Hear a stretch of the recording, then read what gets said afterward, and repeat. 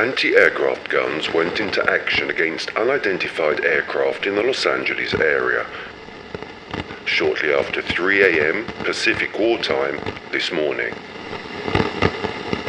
The anti-aircraft guns began barking during a blackout ordered by the 4th Interceptor Command at 2:25 a.m.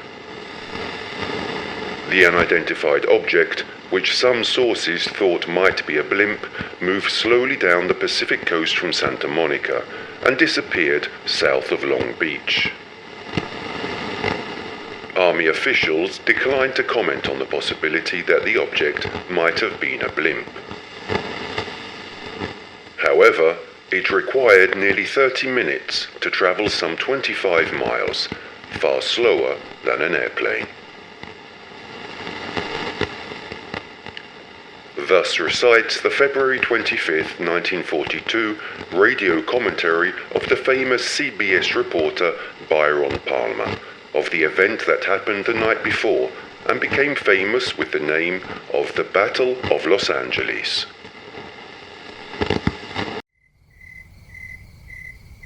The Battle of Los Angeles. This was the name given by contemporary news agencies to the sighting of one or more unidentified flying objects which occurred between the night of February the 24th and the dawn of February the 25th, 1942.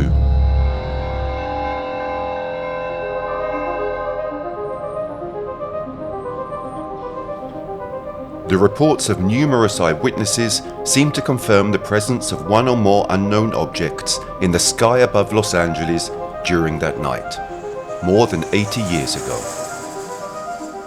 The alarm triggered a massive intervention by the US Army, which, after sounding the air raid alarm and triggering a blackout affecting the whole area around the city, fired more than 1,440 artillery rounds into the sky.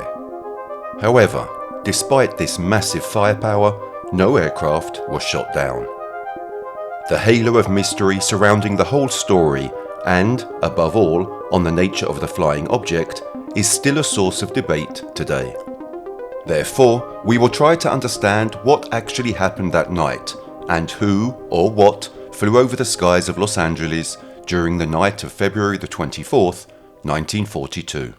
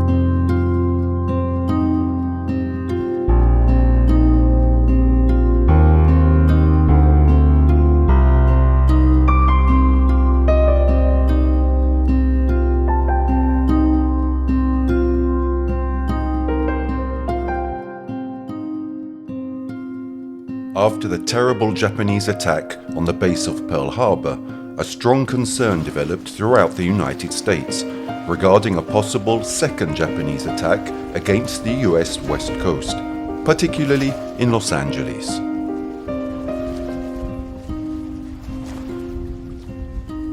The entire Pacific coast had been heavily militarized, with the installation of anti-aircraft positions and the execution of periodic, mainly nighttime exercises, the darkening of cities at night in order to make any targets of attacks less visible, and the involvement of civilians in the civil defense program, with the dissemination of a series of safety rules that the population would have followed in the event of an enemy attack.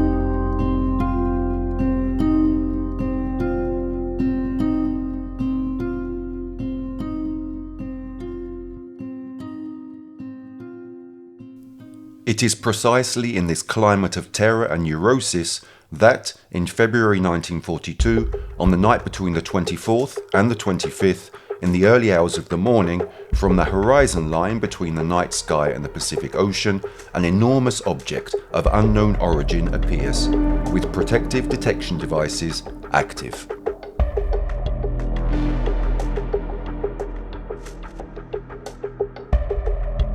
The object continues its trajectory eastward towards the city of Los Angeles at a very high speed, skimming over the water.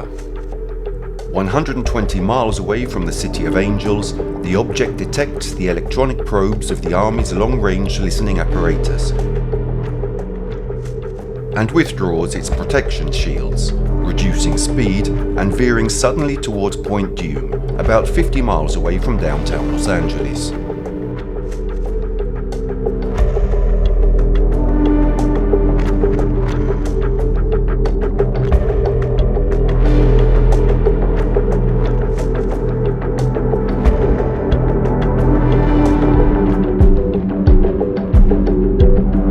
Scattered reports from years later report that the object completely disappeared from the radar as it skirted the north side of the Santa Monica Mountains in an easterly direction. It then veered south into the crevice in the mountains around Sepulveda Boulevard and Mulholland Drive, coming behind the targeting direction of most of the anti-aircraft guns and every conceivable Army radar or long-range listening device. Continuing its steep ascent of the Santa Monica Mountains, the object curved slightly to the east, well above the 511-foot elevation of Baldwin Hills, in what appeared to be, for all intents and purposes, an effort to stay away from all potential aircraft and associated armaments at Los Angeles Mines Field Airport, today's LAX.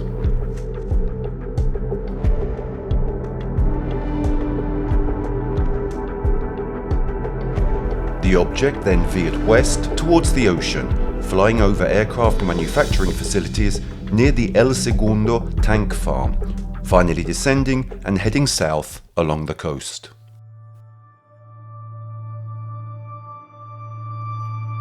A carpenter in civilian life who enlisted in the US Navy together with his partner Tom Shaw after the attack on Pearl Harbor. After leaving the Navy, he became a builder of Ford flathead motorboats with wooden hulls. The Navy sent him to Point Hueneme and Point Mugu, near Ventura, California, to help with the early stages of construction of the naval facilities that were being built there. Is William Bill Stout. During this time, he met and began dating a young woman who lived in a rather isolated section of the mountains east of Hueneme, not far from Paramount Ranch, an old Western movie set used on and off over the years by various movie studios.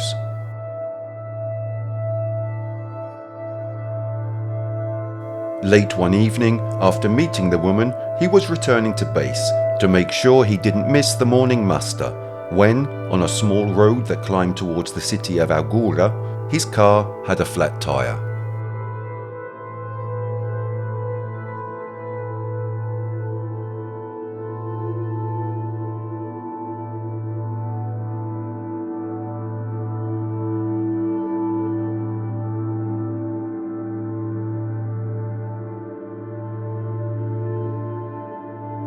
The man had borrowed the vehicle from a Navy colleague and didn't know how to change the punctured tyre on that specific model of car. Also, he was on a dark road, at night, with no flashlight. In short, it took much longer and much more effort than expected to change the wheel. After changing the tyre, despite the cold, the late hour, his tiredness and the dirt, he sat by the roadside, lit a cigarette and leaned against the tall weeds to rest his back for a few minutes. As he did so, a gigantic object, a huge mass flying not much higher than the treetops, making no sound but obscuring much of the night sky and the stars, passed slowly overhead, curving east after emerging from the southwest.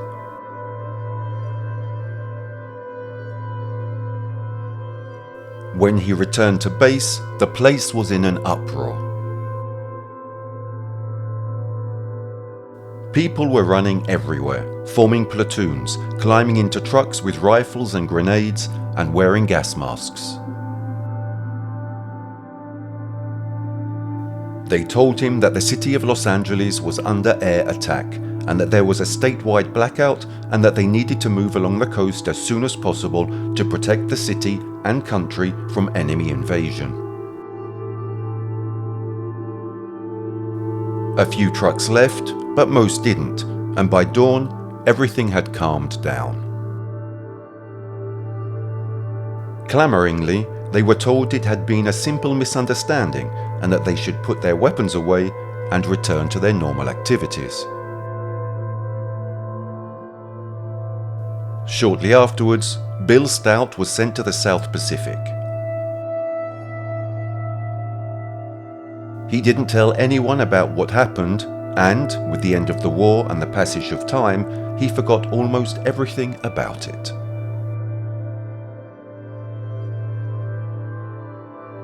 Until, one day in the late 1980s, he saw a film called 1941 by Steven Spielberg on television.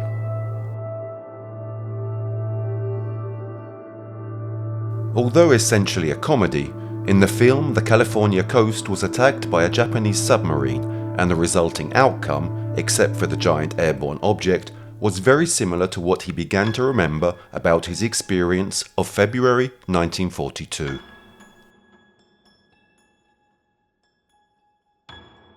Thus, for the first time, he began to tell friends about the incident he had experienced. But none of them knew what he was talking about, and some even believed that he had suddenly gone insane.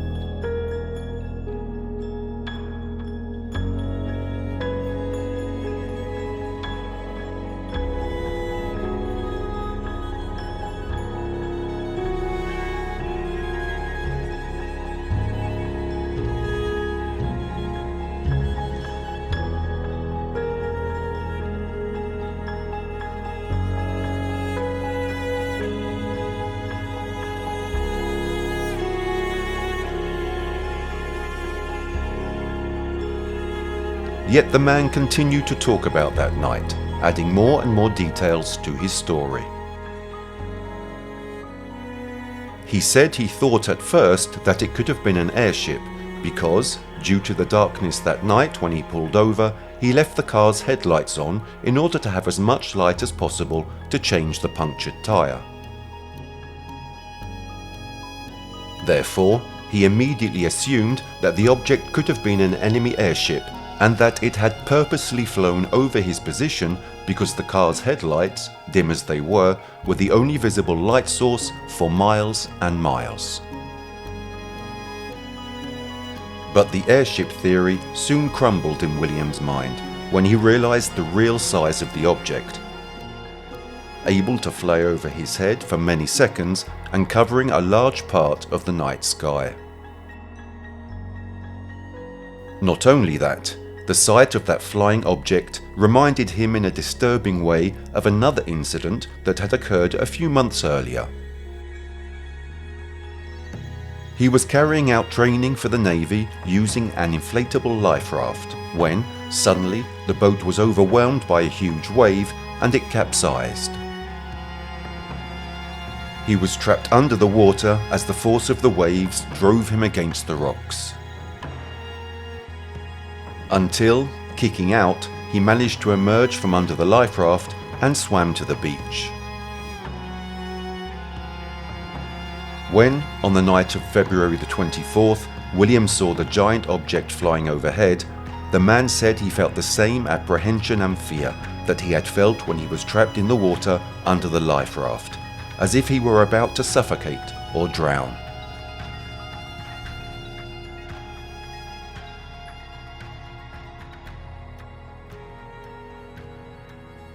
Now, let's return to that fateful night between February the 24th and 25th, 1942. As the unidentified object continued its approach towards the Los Angeles city area and then disappeared behind mountains inland along the western coast, the regional controller of the air raid warning system, still nervous about the Japanese attack on the Elwood offshore oil wells near Santa Barbara, California, therefore in the same area where the sighting took place and only a few hours earlier, ordered the anti-aircraft batteries to go into green alert, that is, ready to fire. At 2:15 in the morning, with the object's location still unknown, for the first time since the beginning of the war, the controller ordered the entire alarm system to be activated, with a blackout affecting the whole region, from Los Angeles to the Mexican border, and up into the San Joaquin Valley.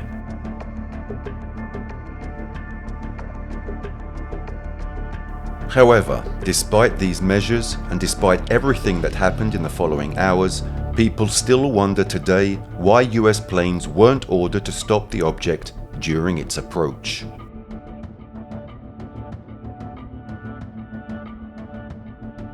Paul T. Collins, in an article written for Fate magazine and published in July 1987 under the title World War II UFO Scare, states,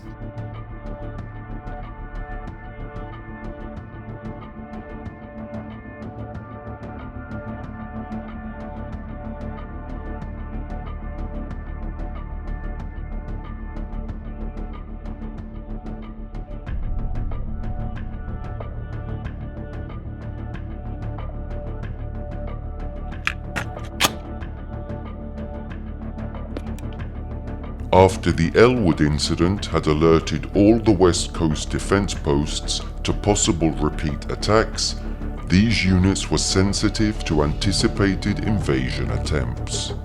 By Wednesday morning, in the Los Angeles area, they were ready to open fire on a boy's kite if it in any way resembled a plane or balloon. Secretary of War Henry Stimson commended the 37th Artillery Division for this attitude. "It is better to be a little too alert than not alert enough," he said. At the same time, he delicately suggested that it might have been a good idea to send some of our planes up to identify the invading aircraft before shooting at them. Planes of the 4th Interceptor Command were, in fact, warming up on the runways, waiting for orders to go up and interview the unknown intruders. Why, everybody was asking, were they not ordered to go into action during the 51-minute period between the first air raid alert at 2:25 a.m. and the first artillery firing at 3:16?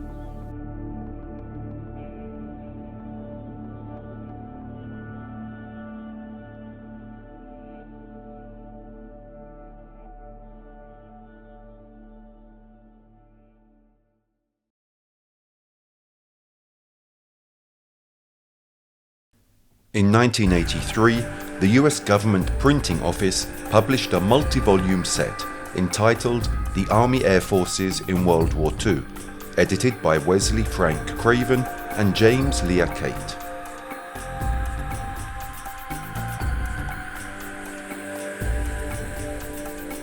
In Volume 1, Chapter 3, there is what is nothing short of an official confirmation of the scenario described so far, at least regarding the unknown nature of the flying object.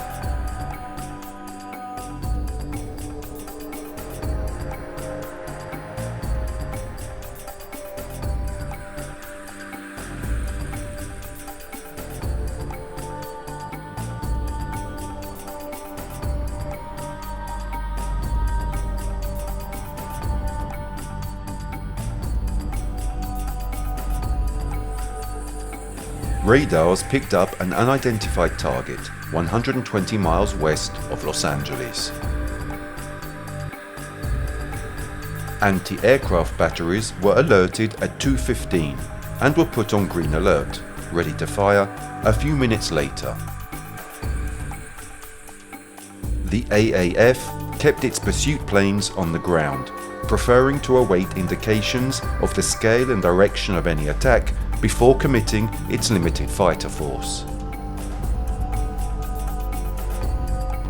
Radars tracked the approaching target to within a few miles of the coast, and at 2:21 the regional controller ordered a blackout. Thereafter, the information center was flooded with reports of enemy planes, even though the mysterious object, tracked in from the sea, seems to have vanished.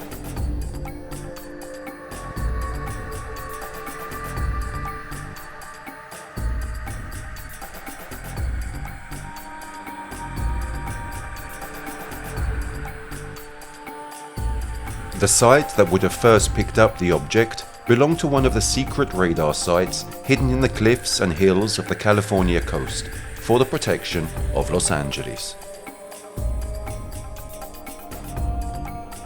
Given the secretive nature of these sites, its exact location is not known.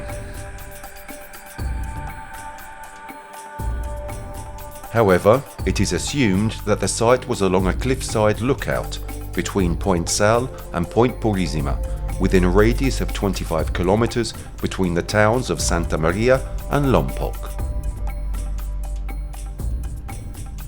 The site possessed an SCR-268 radar system with a clean, unobstructed scan out into the open Pacific.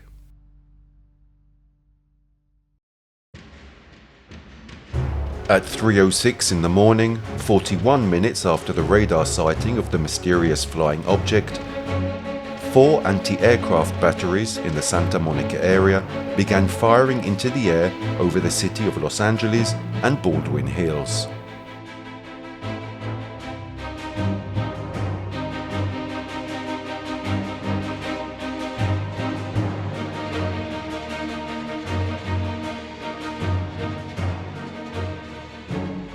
Suddenly, the sky above Los Angeles exploded like a volcano.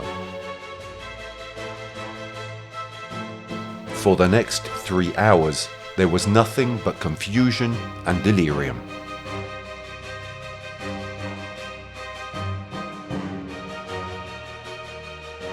However, whatever the flying object was, it did not react to the fire of the US Army, and, above all, despite the fact that about 1,440 shells of anti-aircraft ammunition had been fired, it did not seem to suffer any damage, managing to disappear completely.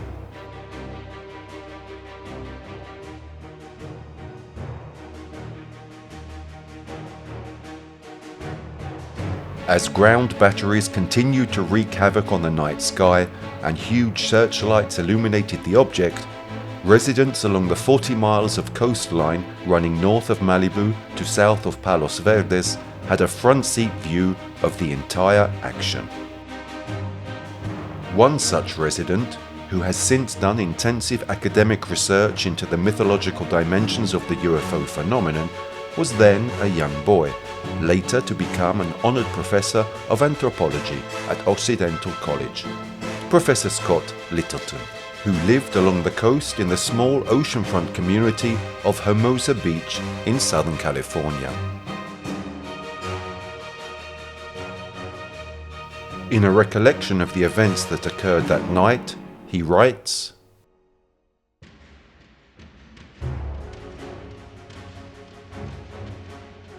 I was an eyewitness to the events of that unforgettable February morning, February the 25th, 1942. I was 8 years old at the time, and my parents lived at 2500 Strand in Hermosa Beach, right on the beach. We therefore had a grandstand seat.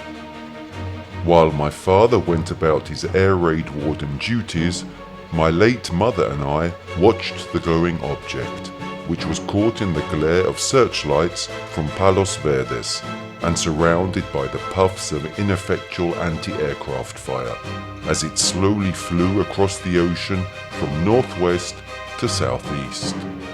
It headed inland over Redondo Beach, a couple of miles to the south of our vantage point, and eventually disappeared over the eastern end of the Palos Verdes hills, what today is called Rancho Palos Verdes. The whole incident lasted, at least from our perspective, about half an hour, although we didn't time it. Like other kids in the neighborhood, I spent the next morning picking up pieces of shrapnel on the beach. Indeed, it's a wonder more people weren't injured. In any case, I don't recall seeing any truly discernible configuration, just a small, glowing, slightly oval-shaped blob of light. A single blob. We only saw one object, not several, as some witnesses later reported.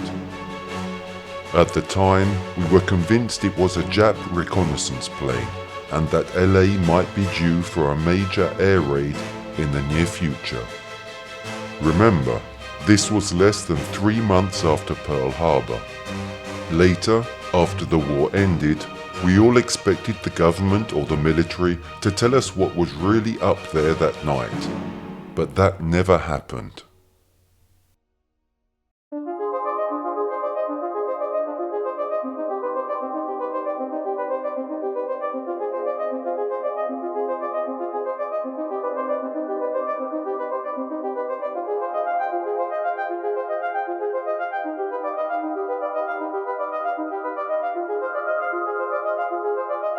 Another eyewitness to the story, a well-known blogger, expert in ufology, whose nickname is The Wanderling, thus recalls the incident, confirming Littleton's account.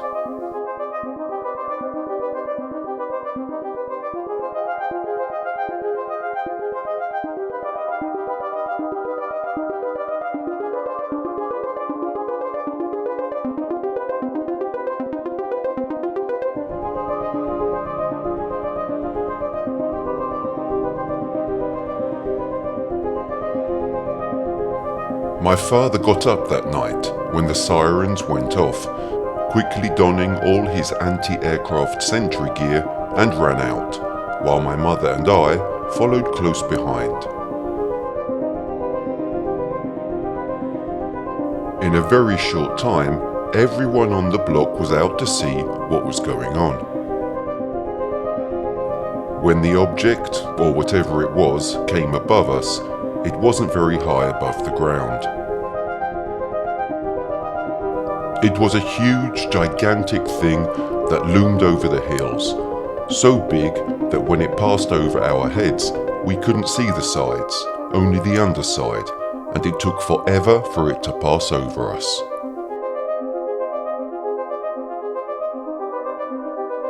When it passed over our house, because it was so low, my father thought it was going to land. In those days, a few miles southeast of us was the Lomita airstrip, along with the remains of a dry lake, and my father assumed it was headed there. So, my father and some neighbours, some of them armed with handguns and shotguns, got into a couple of cars and set down Old Sepulveda Boulevard in its pursuit. The object continued south-southeast, gaining speed and altitude. Eventually, the object exited Long Beach and headed south along the California coast towards Huntington Beach, disappearing from our eyes altogether.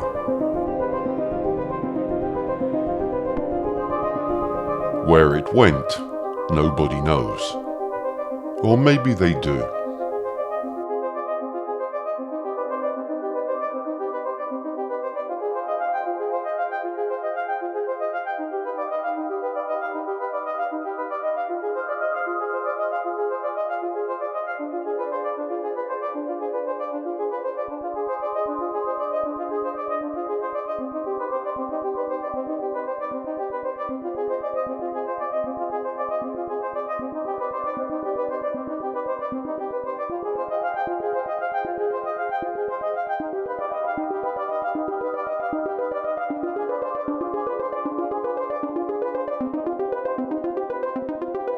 Although the object had flown over the heads of hundreds of witnesses that night, hardly anyone could discern its actual shape.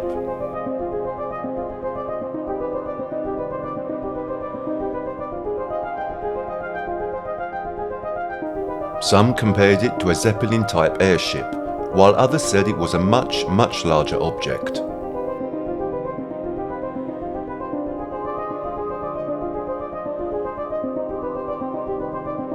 Littleton, together with Frank Warren, a highly competent collaborator in the field of UFOs and editor of the UFO Chronicles magazine, using a form of triangulation, calculated an estimate of the real size of the object.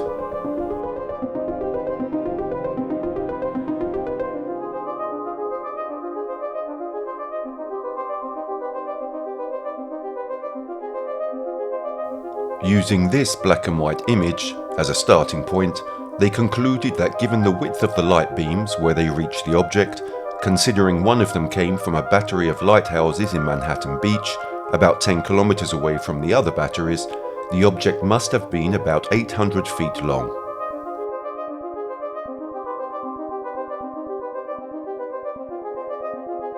Much larger than a Zeppelin airship.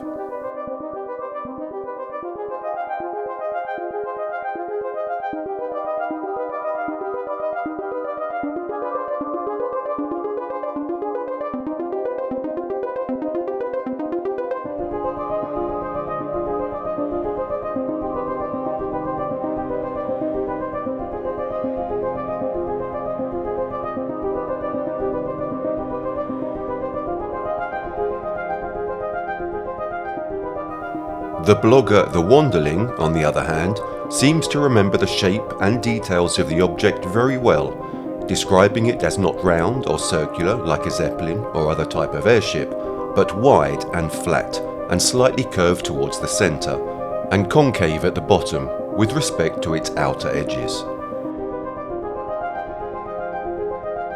Furthermore, it bore no signs, hieroglyphic writing, insignia or numbers, terrestrial or otherwise. There were no openings, windows, portholes, hatches, seams or lights. It had no propellers, nor outboard motors, and made no sound. It didn't even have wheels, wings, fins or stabilizers, although, as the blogger reports, it was able to climb and descend in altitude, pick up and gain speed immediately, and go so slow that it barely moved. After all, it took more than 30 minutes to travel the approximately 20 miles from Baldwin Hills to the ocean to Redondo Beach.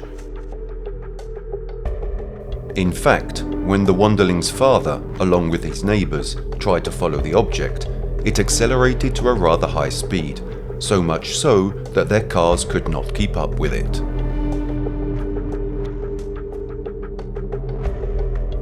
Then, when it first turned over the ocean, crossing Santa Monica Beach to Redondo, it also flew over the Happy Hour Cafe.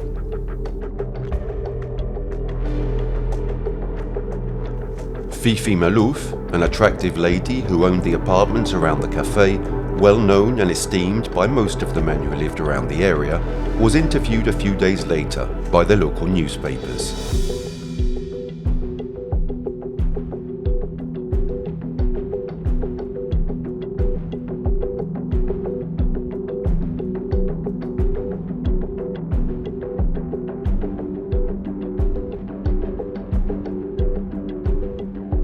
This is how Fifi remembers the object.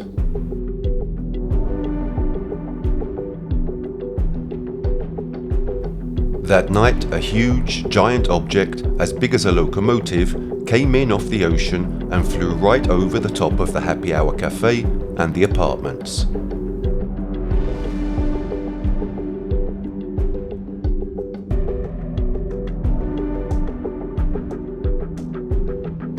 I'd heard a ruckus going on outside, sirens, guns firing, all kinds of stuff, so I went out and saw this thing a few hundred feet above the beach slowly glide overhead off the ocean.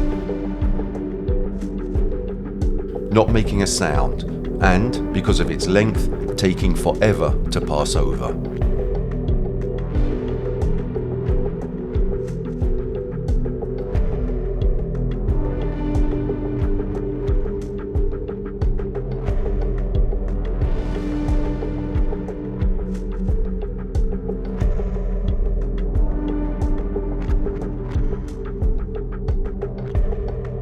As far as the rear of the aircraft is concerned, it does not emerge from the witness accounts that it had any exhaust or thrust openings similar to those of a rocket.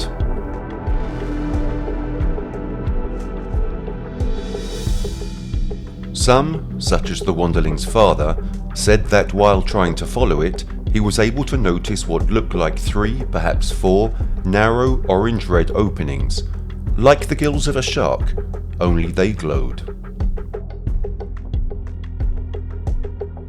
It is not even known what the driving force of the object was.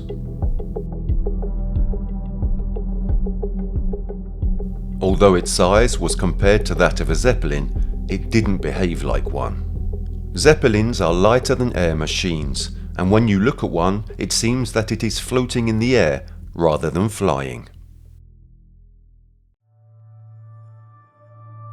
Instead, the aircraft in question looked more like a warship and was perceived to be much heavier than an airship. Not only that, but the object made no sound. This is undoubtedly a strange and fascinating element of the whole story, because almost all the vehicles we see moving and which are of a certain size, locomotives, planes, ships, make a lot of noise. Furthermore, another thing that stood out about the object, again according to the Wanderling, was that it left behind a very slight but distinct smell. If any of you have ever owned an electric train, say a Lionel, you will have noticed the smell that the transformer gives off over a long period of use. Well, after the huge flying object passed over my head, the air smelled very similar to the one I described. Furthermore, for me, what I remember most, even today, is the sadness of that object.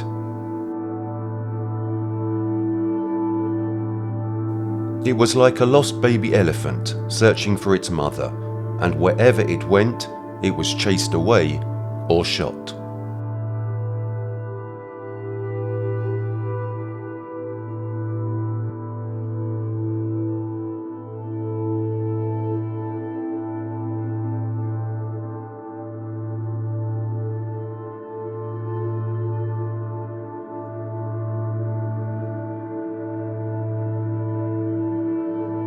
So far, we have described the facts and collected the most important and detailed testimonies of the whole affair.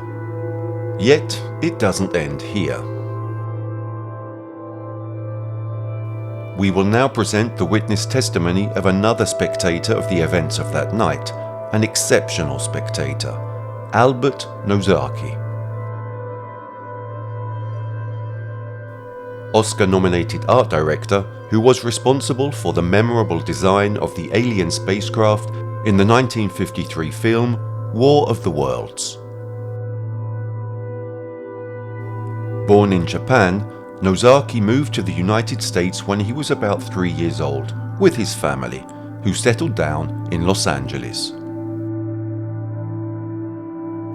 Nozaki earned a bachelor's degree in architecture from the University of Southern California in 1933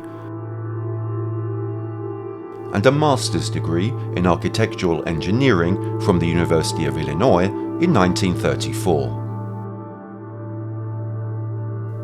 At the time, the only really hiring industry in the area that guaranteed a certain salary and job security was the film industry. Nozaki began to look for work there and was more than happy to take a job offered to him by Paramount Studios. Things went well for the first few years. Then, in December 1941, Japan bombed Pearl Harbor. A wave of anti-Japanese sentiment swept across America, especially along the Pacific coast.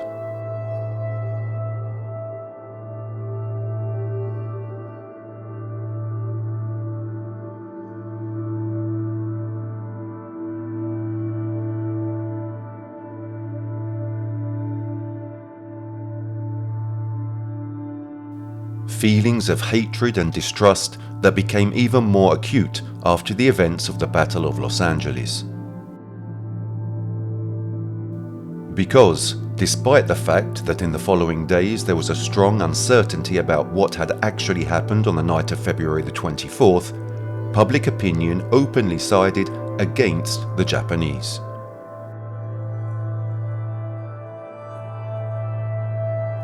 The combined effects of the bombing of Elwood oil field and the Great Los Angeles air raid caused widespread fear among Southern Californians, leading to extreme, misguided, and racist reactions. Letters began to arrive at the California governor's office demanding the removal of Japanese Americans.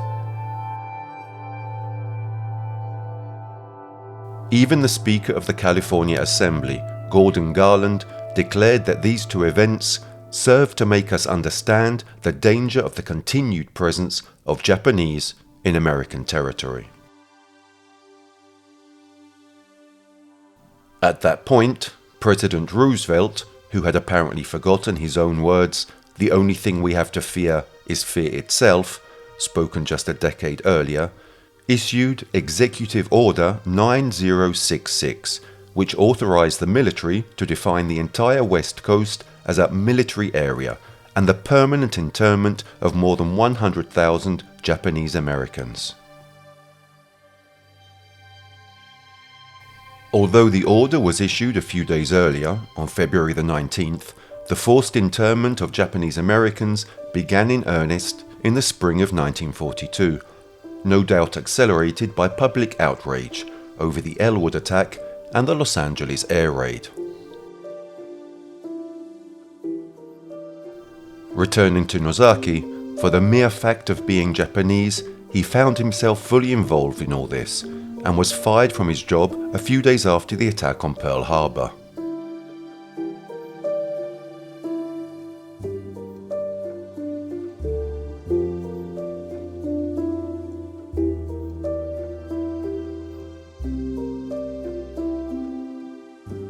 Out of work, Nozaki began to earn a living as a night watchman for the fields of Japanese farmers who lived nearby.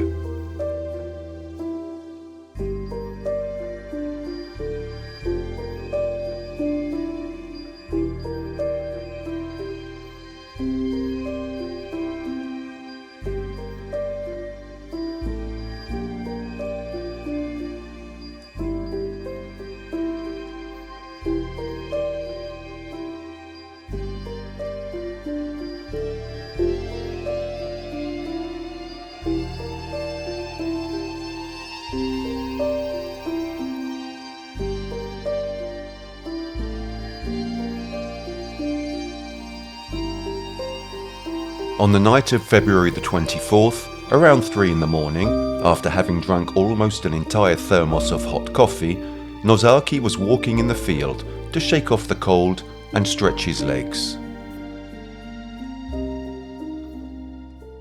He noticed that whereas there had previously been a faint glow of city lights on the horizon, mostly from Los Angeles a few miles to the west, it was now eerily dark.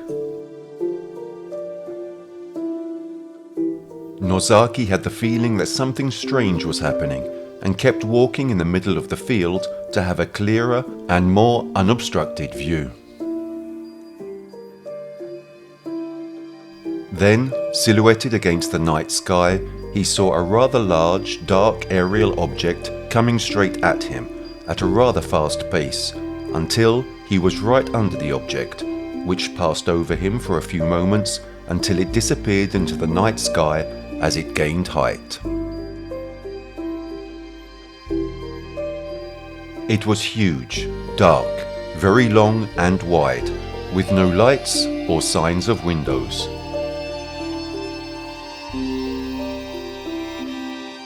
While it didn't have protruding wings like an airplane, the outer edges of the object curved ominously downward.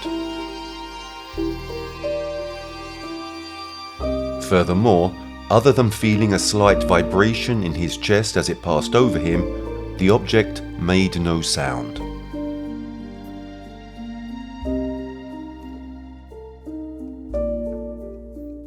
After the war, Nozaki was able to regain employment within the film industry as a set designer.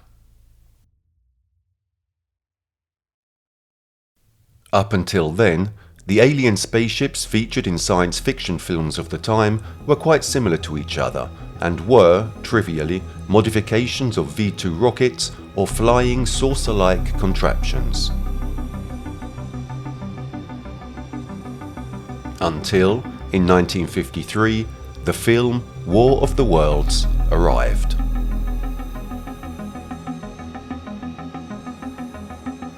The film is considered by many insiders to be a cornerstone of the genre, a film that inspired science fiction films in the following years.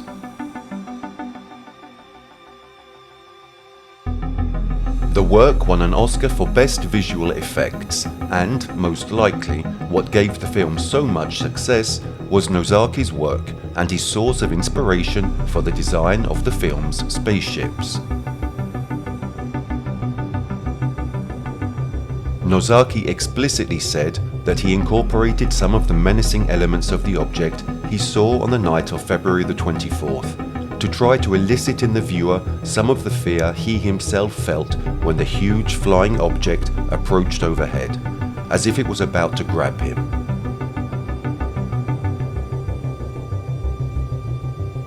Just as he wanted to recreate the way the object mysteriously remained in the air, apparently with some kind of technology or power that man did not possess.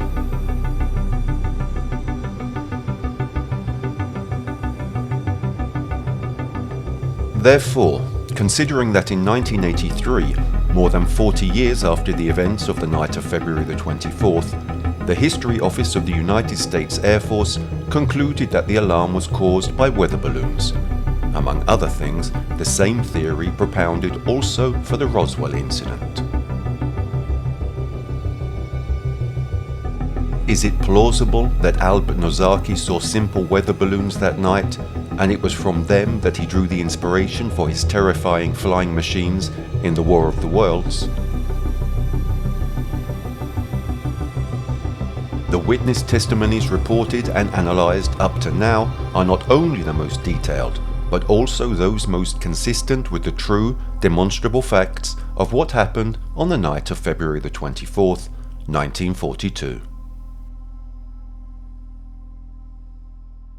Furthermore, the eyewitnesses heard so far are all, or almost all, highly esteemed people, respected by the community, experts in their field of expertise, and above all, not prone to false sensationalism.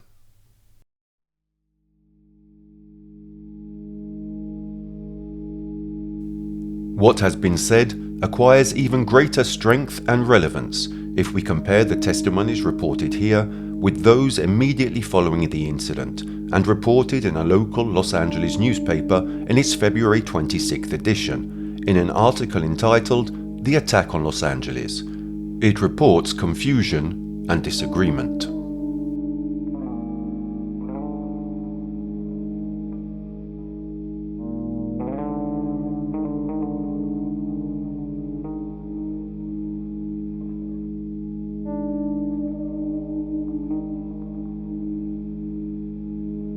Some witnesses of the enemy attack on Los Angeles and environs early Wednesday saw at least 2 waves of bombers, 200 planes, flying over and dropping bombs.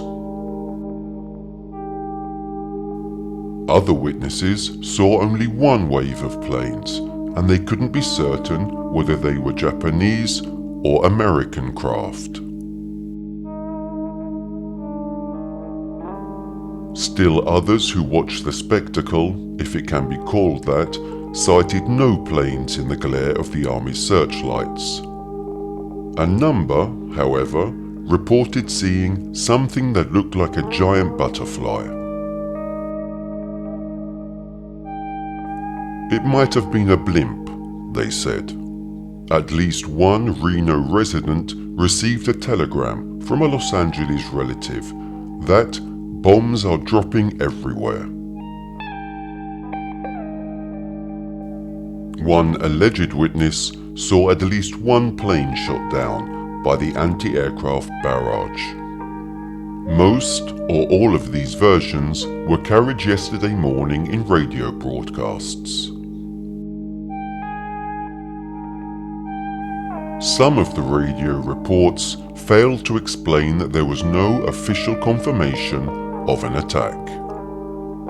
They carried the numerous and varied conflicting reports of jittery Los Angeles citizens as if they were facts. The result, of course, was unnecessary panic. The radio broadcasters should be more discreet on such occasions. They should exercise the utmost care to impress upon their radio listeners the source of their reports. The broadcasters had a partial alibi on this occasion, however, given that the Secretary of War and the Secretary of the Navy still can't agree on the necessity for the Los Angeles alarm or what actually happened that night.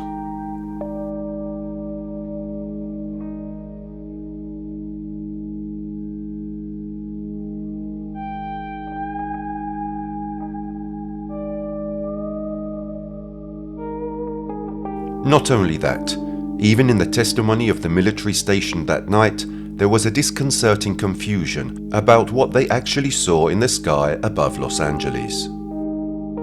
In this regard, we will report the direct testimonies collected from an internal investigation requested by Colonel Phillips, head of the Los Angeles Coast Anti-Aircraft Command Headquarters. An exhaustive investigation at the brigade headquarters, which lasted from noon to 5:15 p.m, uncovered some interesting but very conflicting testimonies. Some examples of these observations were as follows. Colonel Henry C. Davis, executive officer and acting commander of the 37th Brigade, believed for a moment that he saw 10 to 15 planes over Inglewood, but then immediately assumed that it was smoke drifting from the towers of the refinery not far from his position.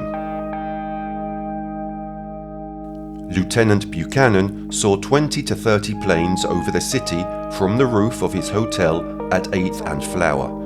He estimated they were at 20,000 feet and flying at 150 miles per hour. 3 guards who were with him at the time saw them in the spotlight and could hear their engines, but could not see them clearly. Several soldiers testified to the presence of about 7 to 8 planes, which they saw flying very high, and which looked like birds when they ended up in the beams of the searchlights. Colonel Watson of the 203rd California Regiment saw a weather balloon at 3 a.m. He immediately called the meteorological laboratory and discovered that they had in fact recently sent up a weather balloon, and therefore ordered the units of his command not to fire. He didn't see any planes. Also at 3 a.m, Captain Mulder, another member of the 203rd California Army Regiment, saw an object that looked like a weather balloon reflected in the lights, and, despite this, began shooting at it at an altitude between 0 and 9,000 feet. Captain Cohen of the 214th Regiment also identified the object as a weather balloon when illuminated by searchlights.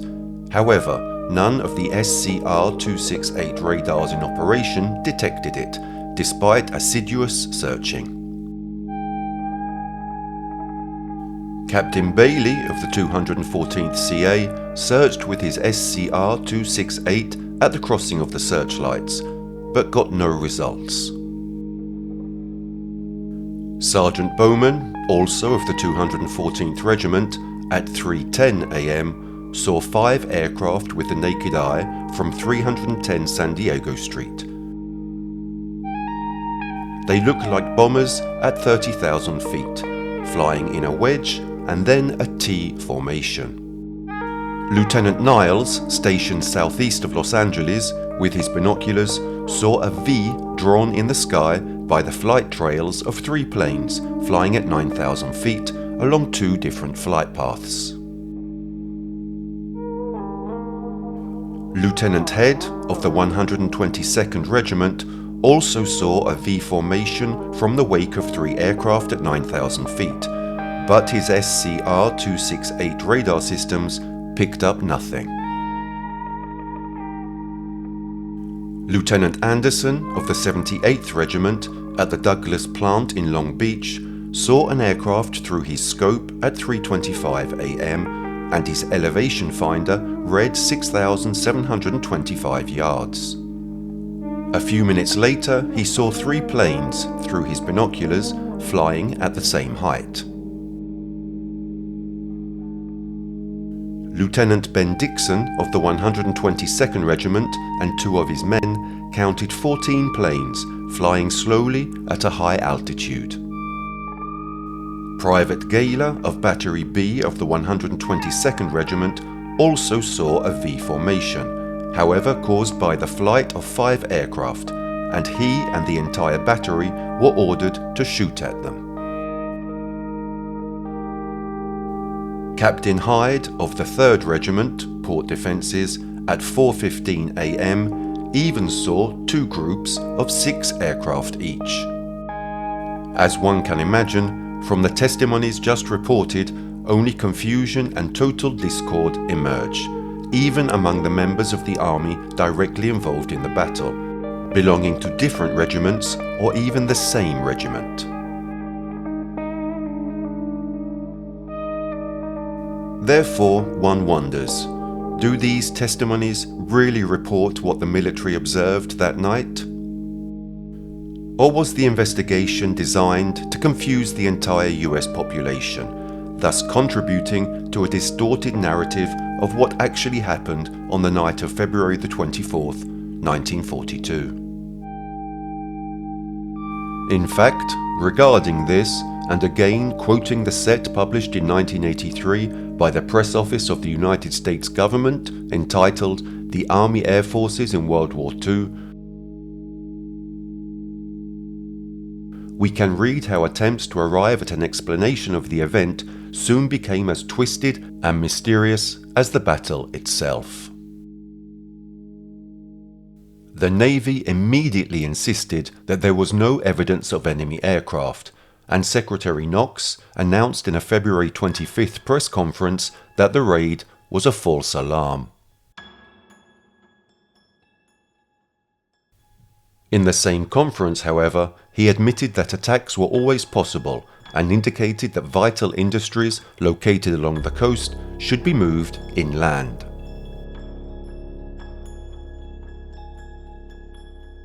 Still, the Army had trouble deciding the cause of the alert and, refuting the Navy's report, issued their own report that indicated 1 to 5 unidentified planes flew over Los Angeles that night.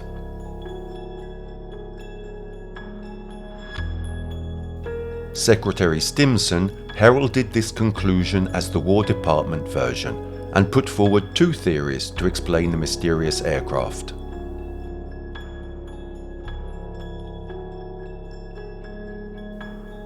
Either they were commercial aircraft manned by an enemy from secret camps in California or Mexico, or they were Japanese submarine-launched light aircraft. In both cases, according to the Army, the enemy's aim must have been to locate anti-aircraft defenses in the area, or to strike a blow to civilian morale.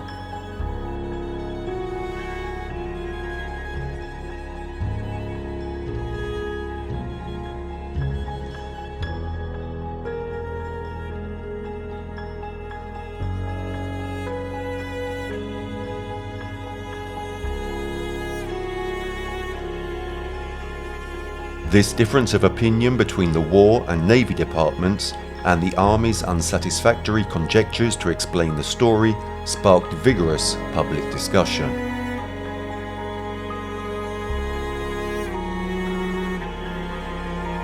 A scathing op-ed published in the Washington Post on February the 27th called the handling of the Los Angeles episode a recipe for public ill humor. It lambasted the military authorities for what it called a stubborn silence in the face of widespread demand to understand what had actually happened on the night of February the 24th. The op-ed also suggested that the Army's theory that commercial aircraft triggered the alert explains everything, except where the planes came from, where they were going, and why no American planes were sent to pursue them. The New York Times, in an article dated February the 28th, pointed out that the more the incident was studied and analysed in detail, the more incredible it became, bordering on the absurd.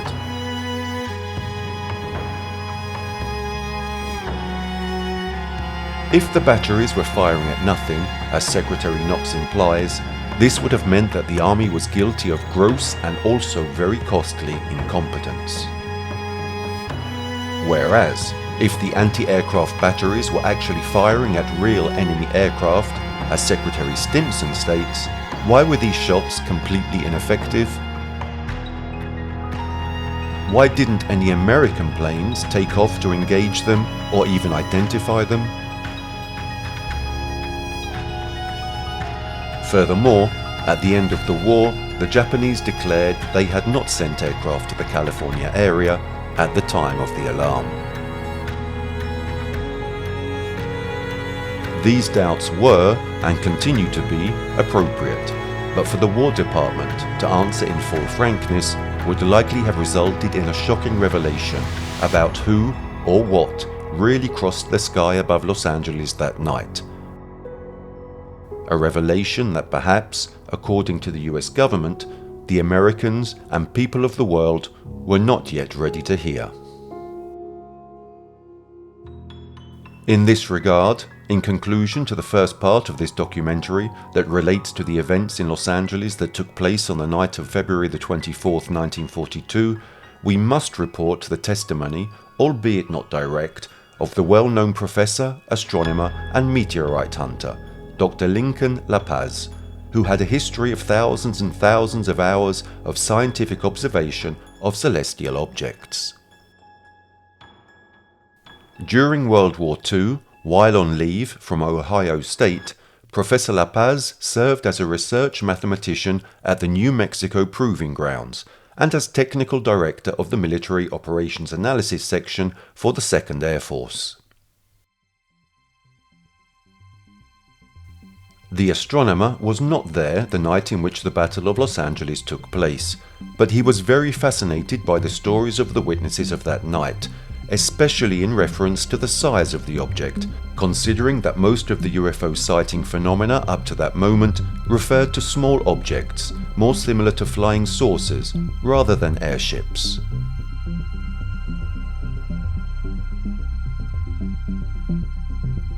Furthermore, given his knowledge in the military environment, he learned from reliable sources that the object had actually sunk off the coast of San Diego at dawn on February the 25th, 1942, just off the island of San Clemente.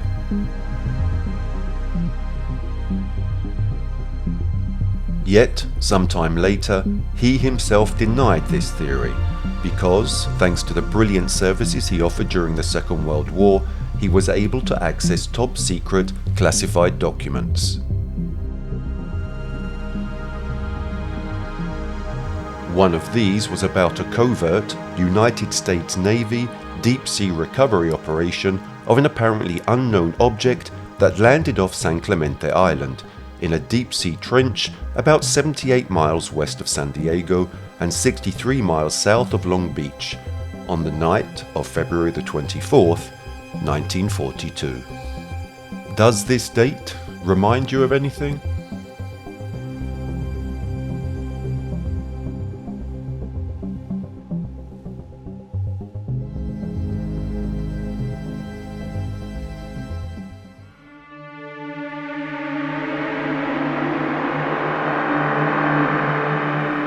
On the night of February the 24th, 1942, the inhabitants of the city of Los Angeles and its surroundings were awakened with a start by the deafening sound of air raid sirens. A general blackout, called by the military stationed in the area, in addition to the darkness of the night, contributed to growing fear in the population, now sure of being close to an enemy attack.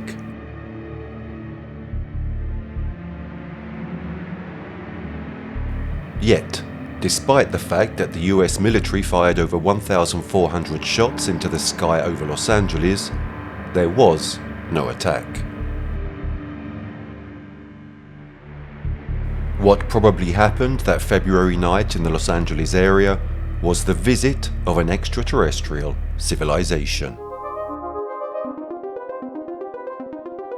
Dr. Richard Boylan is a world-renowned psychologist, anthropologist, and UFO and extraterrestrial researcher and consultant. He specializes in counseling star kids and star seeds adults, seeking to better understand their full origin and identity, their star heritage, and their mission on Earth, so they can achieve inner growth, greater spiritual development, and a more complete understanding of how they will fit into humanity's evolving future. Dr. Boylan wrote an article published in Nexus magazine entitled Inside Revelations on the UFO Cover-Up, in which he quotes the words of Dr. Michael Wolff,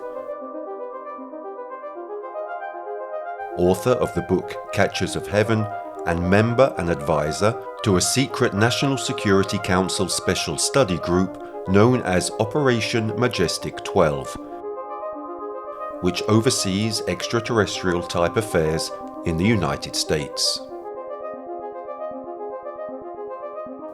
The article explains that Dr. Wolff, in his work, has provided a revisionist story about the beginning of the modern UFO era, stating that in 1941, the first UFO crashed into the ocean west of San Diego and was recovered by the Navy.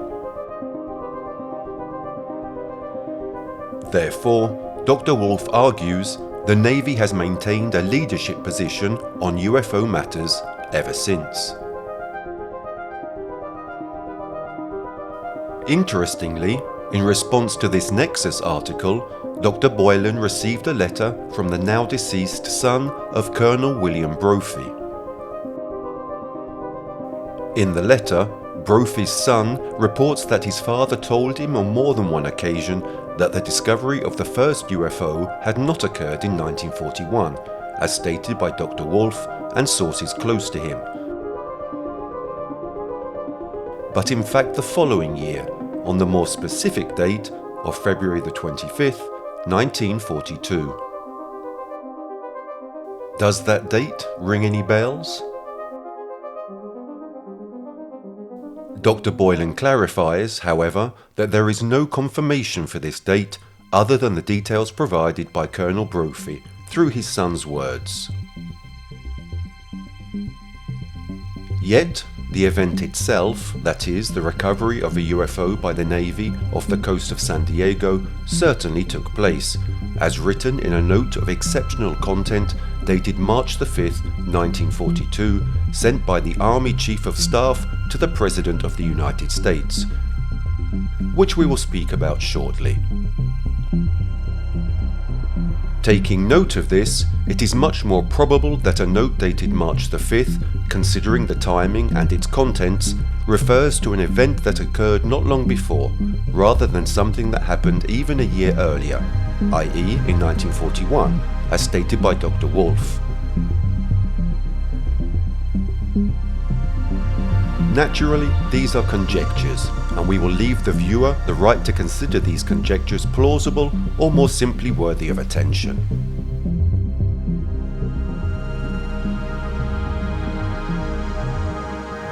That said, the date mentioned by Colonel Brophy's son is, of course, entirely consistent with our thesis.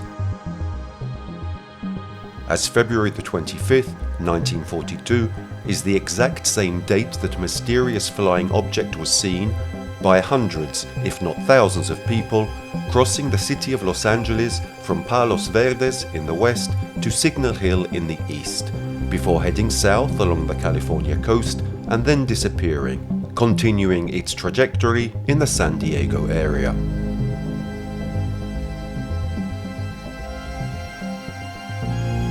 If you recall, when the aircraft flew over the house of the famous blogger The Wonderling, the object was so low that his father thought it was about to land. Now, since no one seems to know what happened to the object, there is a real possibility that it actually crashed in the Pacific, somewhere off San Diego, and was later recovered by the Navy.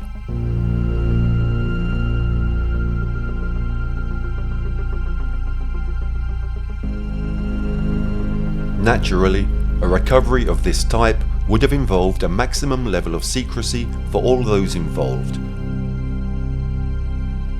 Not only commanders and officers, but also non-commissioned officers, cooks and simple sailors.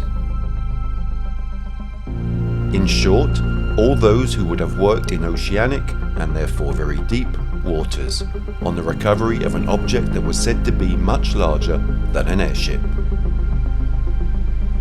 Still, it is fair to say that in the years that followed, no one among members of the Navy ever mentioned such an operation. Therefore, either the people involved managed to keep an event of this magnitude a secret for so many years, or this recovery never happened.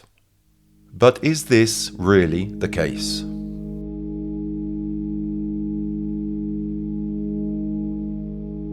There is another theory about what happened to the object once it disappeared from radar and from the view of the inhabitants of the city of Los Angeles.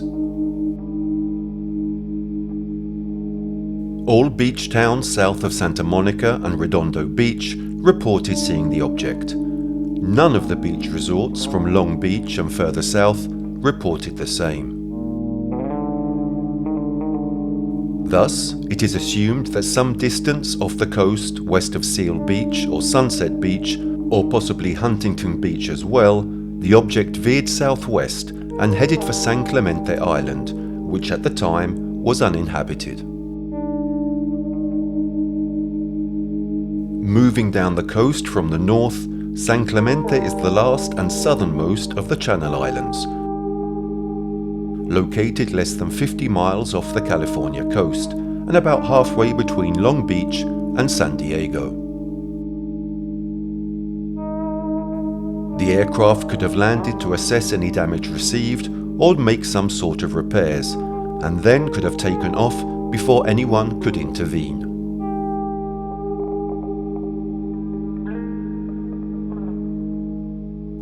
In February 1942, there was a barely used, if not virtually abandoned, Navy auxiliary air station located right in the center of the island. By 1938, the Works Progress Administration, or WPA, and an outside contractor had constructed two airstrips, one 2,000 feet and the other 3,000 feet long. The construction was completed in 1941, but was never used. It's not that the object needed a runway to land, but more likely an open and unobstructed area, away from the population, from the weapons of the military, and from the gaze of the most curious. San Clemente Island was the only area where it would have been practicable to land a vessel hit or damaged in any way within a radius of thousands of miles. There were no anti-aircraft guns, no armed ground batteries, no searchlights, no prying eyes. It was only after the incident that any military presence appeared on the island. First, with a Marine Scout Squadron suddenly starting operations on the spot with 19 Vought SB-2U Vindicator aircraft in 1942, then with the Army installing and activating 2 fully equipped radar stations.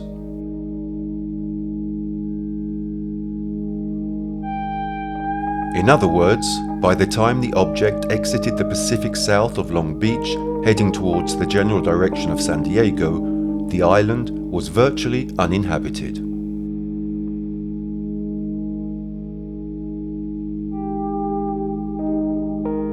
We will probably never know if the object actually managed to escape and maybe return to the place from which it came, or if a part of it lies rotting at the bottom of the Pacific Ocean, or if it was captured together with its crew by the United States Navy on San Clemente Island.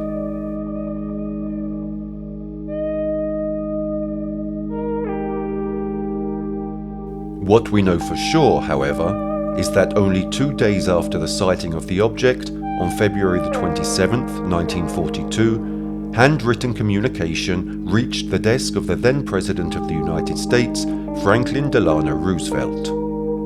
The communication was from General George C. Marshall, US Army Chief of Staff throughout World War II, and one of the first people involved in the atomic bombing of Japan. The note, with extraordinary content and absolutely top secret, reads as follows.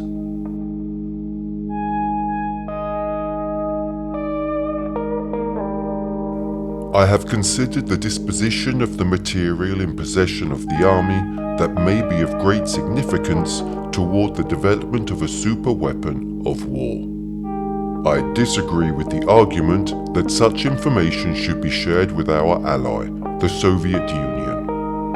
Consultation with Dr. Bush and other scientists on the issue of finding practical uses for the atomic secrets learned from study of celestial devices precludes any further discussion, and I therefore authorize Dr. Bush to proceed with the project without further delay. This information is vital to the nation's superiority and must remain within the confines of state secrets.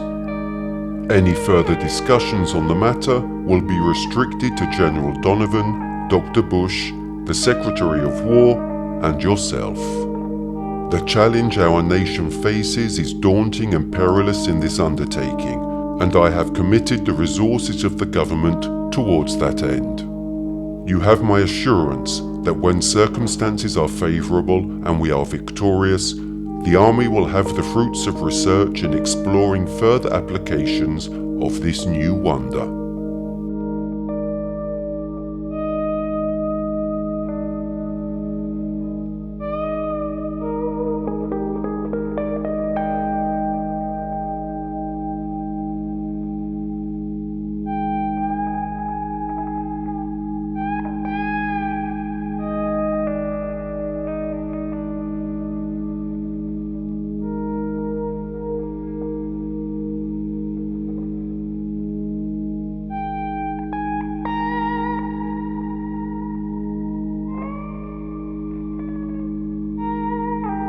We repeat, this is an official note sent by General Marshall, Chief of Staff of the US Army, to then US President Franklin Delano Roosevelt.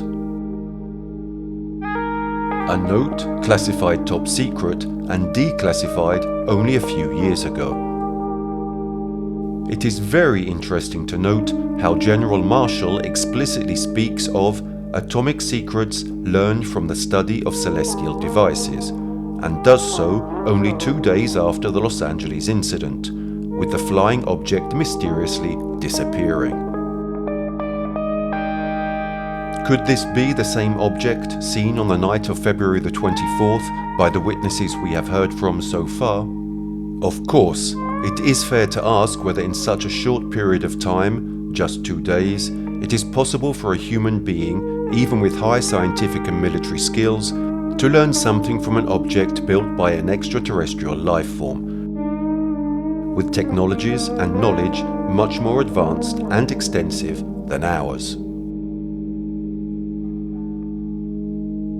However, it is also important to point out that the content of the note is not sensationalist, and indeed, from it we can perceive a certain receptive atmosphere towards UFO phenomena.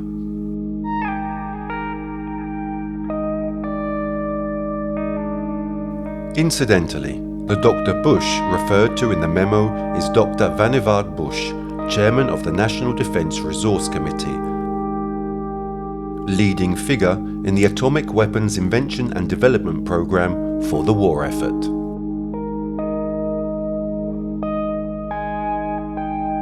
Before the outbreak of World War II, with the potential threat of hostilities between the United States and Japan appearing ever closer to reality, Roosevelt promoted the Chief of the Office of Naval Intelligence, Captain Walter C. Anderson, who had personally done extensive top-secret work cracking the Japanese code, to new commander of the battleships of the Pacific Fleet.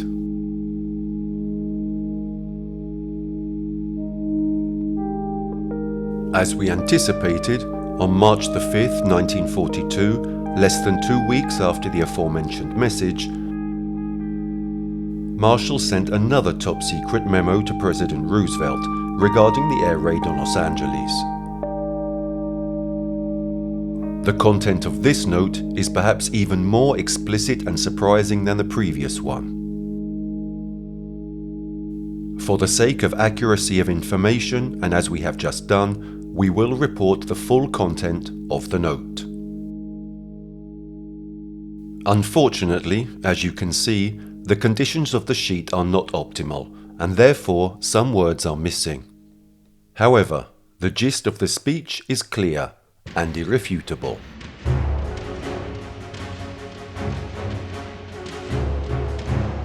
As indicated in my February 25th memorandum to you regarding the air raid over Los Angeles, it has been learned by Army G2 that Rear Admiral Anderson, through the Office of Naval Intelligence, has informed the War Department of a naval recovery of an unidentified airplane off the coast of California, unlike no bearing on conventional explanation. Further investigation has revealed that the Army Air Corps also recovered a similar aircraft in the San Bernardino Mountains east of Los Angeles, which cannot be certified as conventional aircraft. Thus, headquarters has come to the determination that the mystery airplanes are in fact not earthly, and according to secret intelligence sources, they are in all probability of interplanetary origin. As a consequence, I have issued orders to Army G2 that a special intelligence unit be created to further investigate the phenomenon and report any significant connection between recent incidents and those collected by the Director of the Office of Coordinator of Information. I have further ordered a thorough investigation of all War Department files regarding unconventional aerial phenomenon reported since 1897, and what extent on the subject. At present, GHQ has no further information which would invalidate this conclusion. Pending any further investigation into the matter shall be limited to those authorized by you.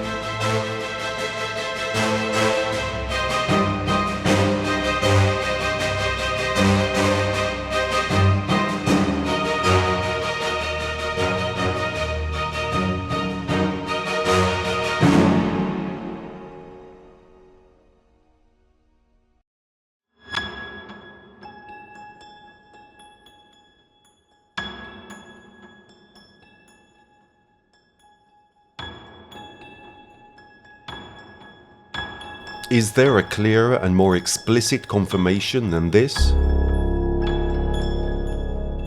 We reiterate, this is not a note written by a lonely and desperate paranoid elderly housewife as much as an official note, classified top secret, written and sent by the Chief of Staff, General Marshall, to the then President of the United States, Franklin Roosevelt.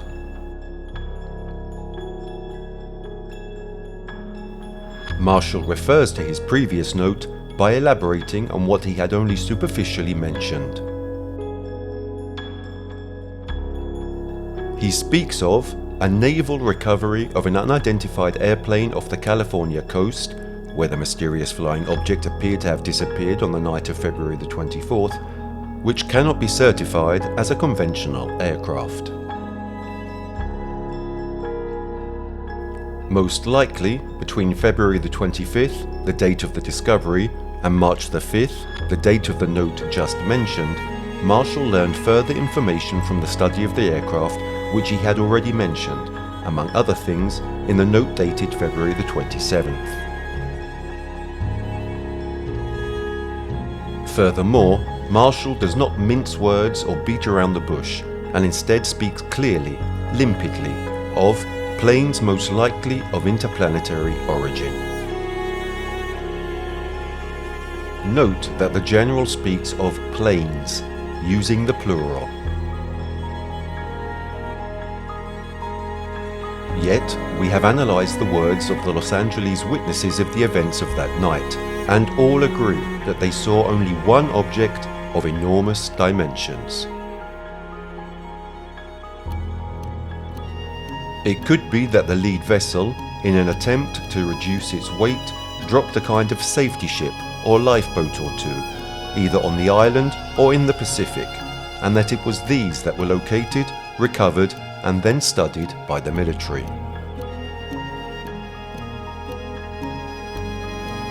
Finally, from the note, we can learn how General Marshall speaks of the Army, referring to the military unit that dealt with the recovery, and not the Navy.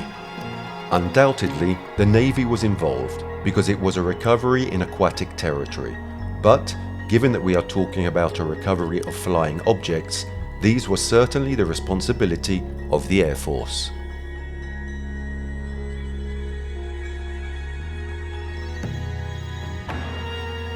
However, it is important to note that in 1942, the Air Force was not a separate entity, but operated under the control of the Army. So, flying objects were the military's purview, and that's no doubt how non-Navy Air Force Colonel William Brophy learned of the information which he then shared with his son and which eventually reached Dr. Boylan.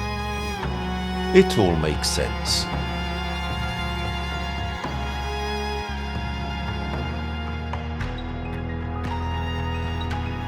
If you remember, we spoke about the absence of testimonies among the members of the Navy regarding the possible recovery of the object off the coast of San Clemente Island, and we had closed with a question: but is that really the case? As mentioned, no one, apart from Colonel Brophy's son, made any mention of such an operation. Then, in reality, we have seen how even General Marshall, in an informative note to President Roosevelt, confirms an operation to recover and study extraterrestrial aircraft. But none of these were part of the Navy military corps. Still, it is unlikely that the Navy would not be involved in an operation off the ocean coast. So, did the operation never take place? Or are Navy soldiers better able to keep a secret than Army and Air Force soldiers? To answer this question, we rely once again on the testimony of the well-known blogger, The Wonderling.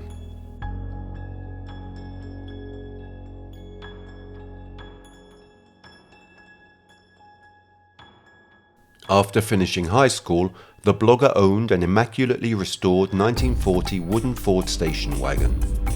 One spring morning, on a fine day, he drove out in his Ford to one of his favourite restaurants in the South Bay for breakfast. Shortly thereafter, a man came in, yelling at the top of his lungs and asking if anyone in the restaurant owned the wooden station wagon out front. Concerned that this man or someone else had crashed into it, destroying it, the blogger ran out of the restaurant and realised that the car was in perfect condition, just as he'd left it.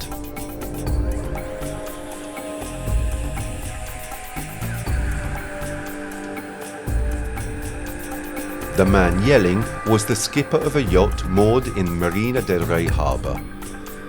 He just wanted to know who owned the classic car, and who was responsible for maintaining the wood.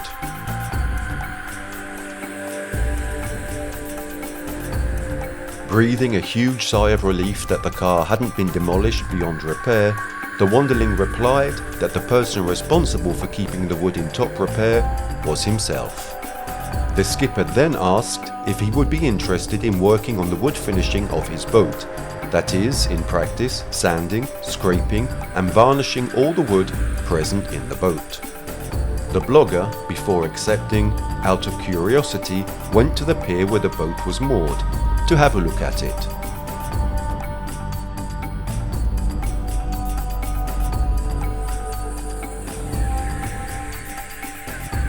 The day he was there, a young woman was walking along the dock with several small children in tow, when one of them, a very small girl who probably couldn't swim, lost her footing and slipped into the water. The little girl was about to drown and her mother started screaming like crazy.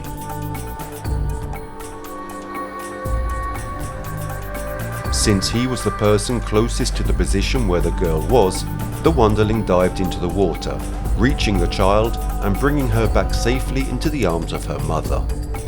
Meanwhile, a small crowd had gathered on the dock, and everyone complimented the man on his courage and promptness.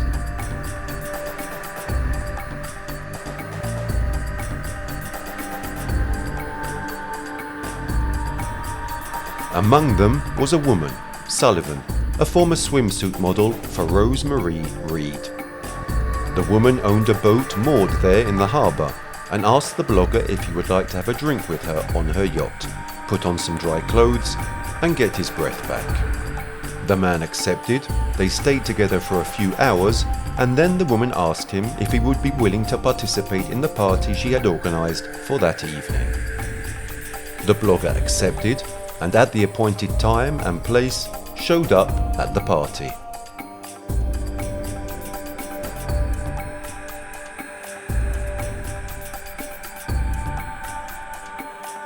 Unexpectedly, two things related to the Los Angeles UFO incident came up during the party, both from the same person, a diver named Jack, a respected marine archaeologist well known along the California coast for his diving expertise and underwater archaeology.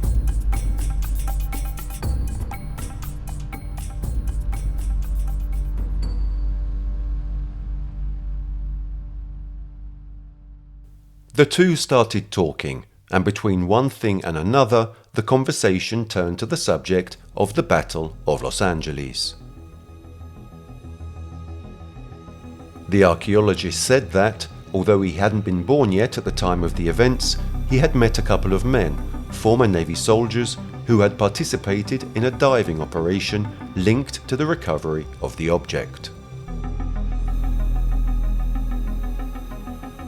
They told him it was an operation of a highly secretive nature off San Clemente Island a few months into the war, not between the coast and the island proper, but on the southwest side in the open ocean. They told Jack that, as far as they knew, nothing came of it and nothing of note was found or located.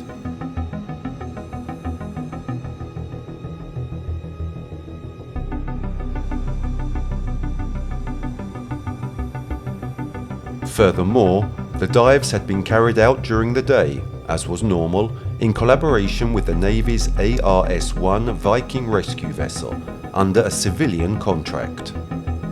However, the normal day teams, including the two of them, were withdrawn and sent back, while a so-called special team of night divers was brought into the deep V-shaped open trench directly off the southwestern tip of San Clemente Island.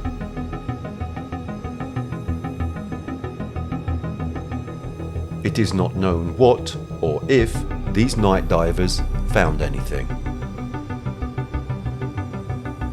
Second, Jack said that even though San Clemente Island was now managed and controlled by the Navy, and was therefore off-limits territory, he could take the blogger to the island. Naturally, the wanderling accepted, and was thus able to visit the island, examine the place, and understand that it was actually an ideal place to land, or in any case stop, away from the prying eyes of the Californian coast.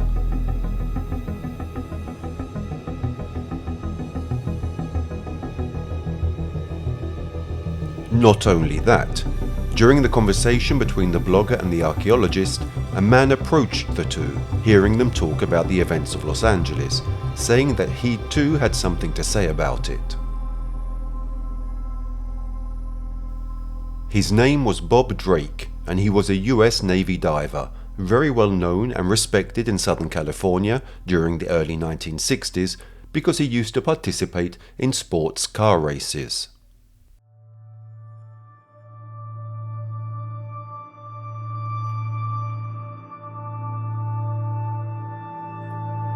Drake had had an instructor at his military academy who was one of the most important divers in the Navy, especially in night dives in the open sea and at great depths.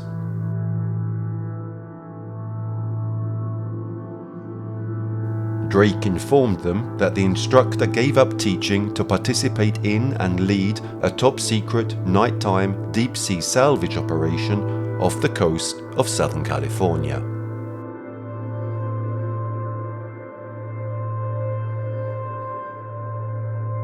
The man asked Drake, given his strong innate diving skills, his temperament and his physical size, to be part of the team.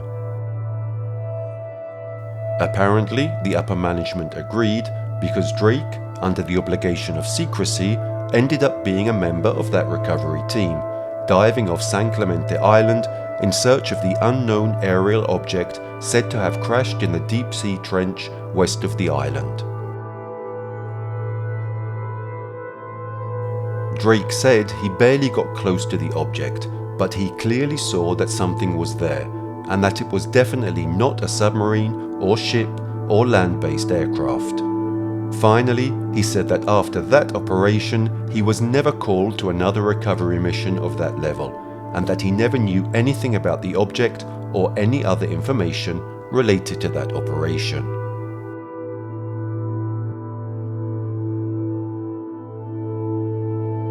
As you can see, even the wall of silence erected by the Navy soldiers collapsed with relative simplicity.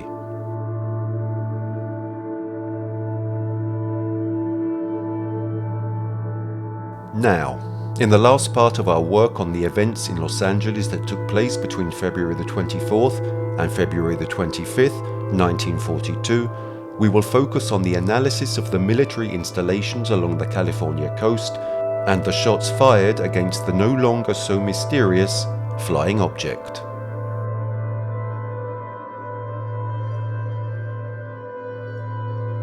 We said that, for reasons apparently unknown to us, the object, after passing south of the Edison power plant at Redondo, instead of continuing south around or beyond the Palos Verdes Peninsula, veered diagonally inward towards south-southeast.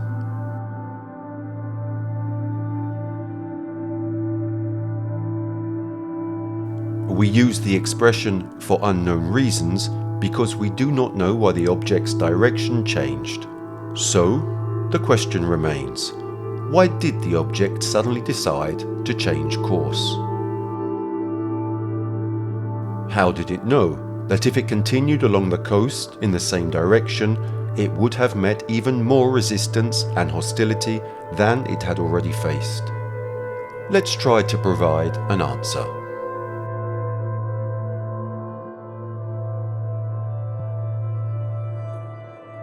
People have a tendency to think that the AA, or anti-aircraft defences, deployed around the Los Angeles area in February 1942 were adequate or good, when in fact they weren't at all.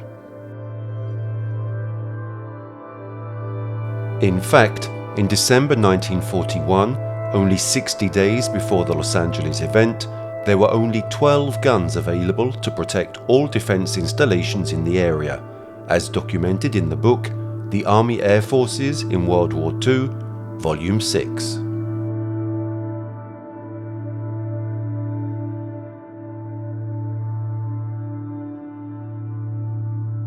The anti-aircraft units, trained and administered by the Coast Artillery, but assigned to the interceptor commands for operational control in 1941, were too few and their equipment too scarce. There were so many vital installations in relation to available AA strength that dispositions had to be based on a system of priorities, which meant in reality that responsible officers did the best they could to guess where attacks were most likely to be made. Typical of the gulf between needs and resources was the situation in Southern California. The first plans of 1941 were so ambitious as to be dubbed, later, the Santa Claus Plans. By late August 1941, a moderate schedule to cover immediate emergencies had been framed. This minimum plan called for 120 3-inch guns for Los Angeles and its immediate environs, but in December there were only 12 guns on hand to protect all the defense plants of that area. For San Diego, the Army had no mobile AA strength at all to assign. The planners related later that they had done everything they could for San Diego. They had prayed that no attack would come.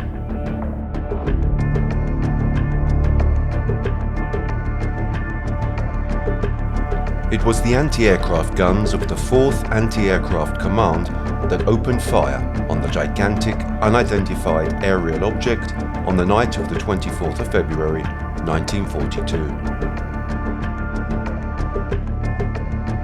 The units involved were the 37th Coastal Anti-Aircraft Artillery Brigade, the 65th Coast Artillery Regiment, based at Inglewood, and the 205th Coast Artillery Regiment, based in Santa Monica. The armament of these regiments at the time consisted of 3-inch and 37mm anti-aircraft guns, and it was a combination of these guns and those in the surrounding batteries that detonated the nearly 10 tons of munitions that rained down on Los Angeles and surrounding cities during the alleged night raid. We will report all the numbers of shots fired shortly. At higher altitudes, the 3-inch guns and 1.5-inch shells from the 37mm guns made no visible impact. As the object veered south along El Segundo and toward Redondo Beach, it lowered its altitude until it was parallel to the beach, just above the ocean. Then, just after passing the Edison plant, it veered sharply diagonally inland, heading southeast, passing over the Happy Hour Cafe owned by the infamous Fifi Malouf.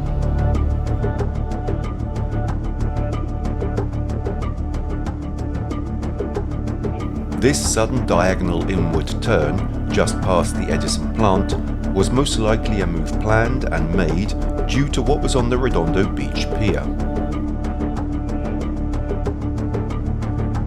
2 155mm anti-aircraft guns were installed at the end of the pier. It wasn't dealing with 3-inch or 37mm cannons, but of enormous beasts that fired projectiles of 15 centimeters in diameter. It appears that the object was able to withstand anti-aircraft shells without problems, but 155mm shells at such close range, fired from both guns in tandem, would perhaps have been much more effective and would have done serious damage to the object.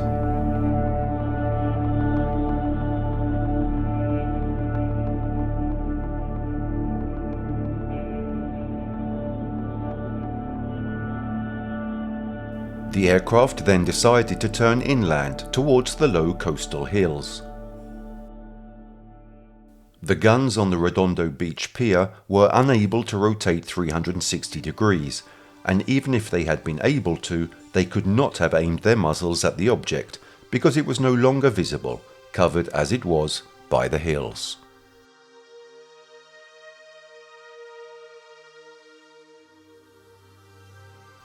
The same was true when the object turned south along El Segundo and headed towards Redondo Beach, lowering its altitude. The reason it decided to fly at such a low altitude is that between El Segundo and Redondo Beach, in the city of Manhattan Beach, were two of the most fearsome weapons it would encounter in its path, perhaps even more so than the two 155mm cannons on the Redondo Beach pier.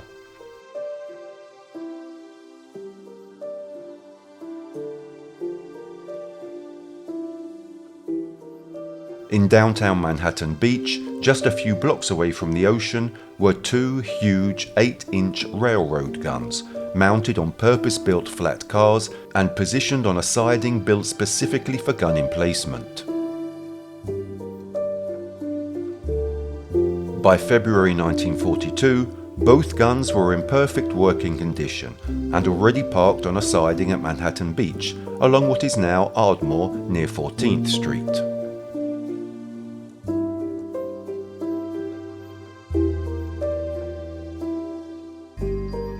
The cannons could easily fire their 500-pound shells up to a distance of 20 miles and, unlike Redondo's cannons, were capable of 360-degree rotation. However, they were unable to fire at an object so close, just above the beach, because if they did, it would have pulverized and wiped out everything in the vicinity.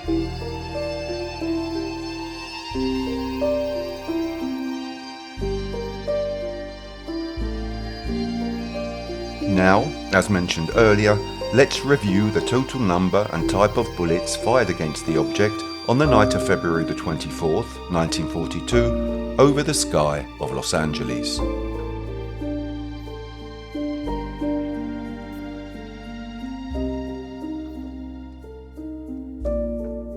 The source of the following data regarding the number of anti-aircraft shells fired and their size was compiled from research data provided by the History of the 4th AA Command, Western Defense Command, the 9th of January 1942 to the 1st of July 1945.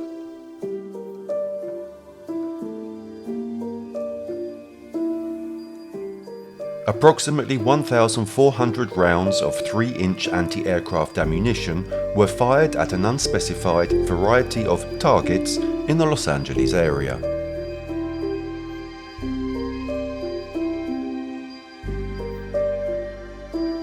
Time: 3:06 AM. Batteries B, C and D of the 65th and Battery B of the 205th. 482 3-inch rounds. Time: 3:33 AM.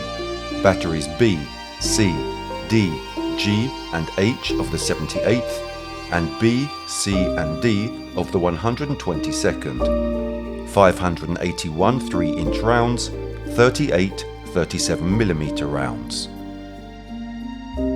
Time: 3:55 AM. Batteries C and D of the 65th. 100 3-inch rounds. Time: 4:05 AM. Batteries B, C and D of the 78th. 246 3-inch rounds. Total number of rounds 1,447.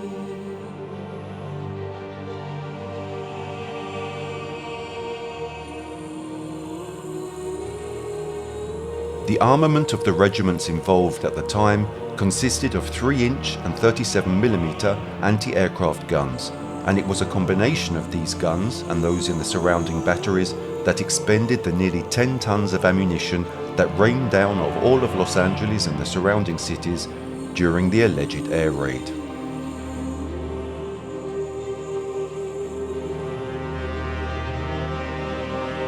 Also, the figures do not reflect the additional or unaccounted for ammunition which could easily exceed the nearly 10 tons of ammunition quoted.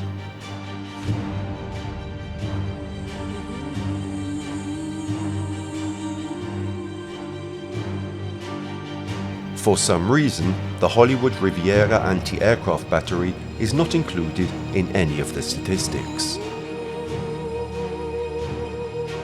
It is very likely that it was not in full operation or even on an active operational list, with the crew still in a state of training.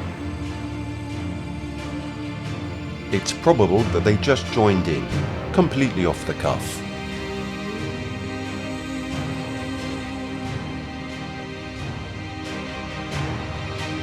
As noted, it was only in daylight that American military units made the shocking discovery that there had been no enemy attack. Although reports have been mixed and efforts are being made to establish the facts, it is clear that no bombs have dropped or aircraft shot down, the US Army's Western Defense Command said in a statement.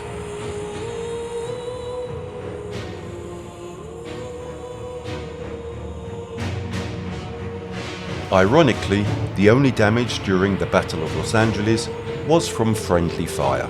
Shrapnel from the anti-aircraft defense rained down on the city, shattering windows and ripping apart buildings. Shrapnel landed on a Long Beach golf course, and several residents saw their homes partially destroyed by the 3-inch artillery shells we mentioned.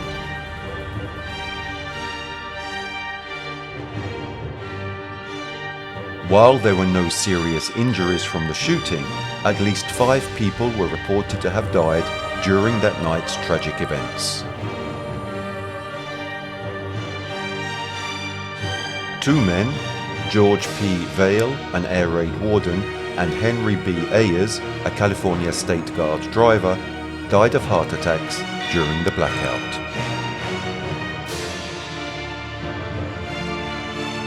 Unfortunately, 3 other people died in road accidents due to the blackout caused by the military authorities in the area.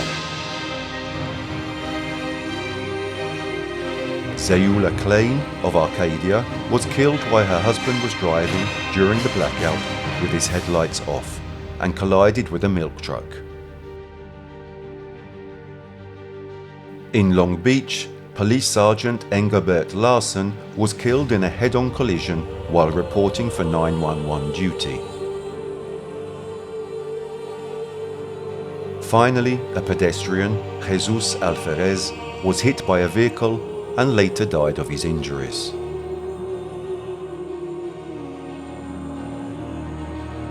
However, despite these tragedies, there was also joy. Several children were born during the Los Angeles air raid, including a robust 12-pound boy, William Dallas Nicholas. The Los Angeles Times wrote in amazement about the newborn baby. Young Nicholas was apparently born under the glare of electric torches, as was revealed yesterday. "Put out the lights, please!" shouted an air raid warden as he hurried down the street, worried that the glow in the dark of night and in the darkness caused by the blackout could be noticed by enemies. However, without being discouraged, the assistance of Dr. Bray, a surgeon working as an obstetrician exceptionally for that night, found several torches in Nicholas's house, and the delivery thus went without complications.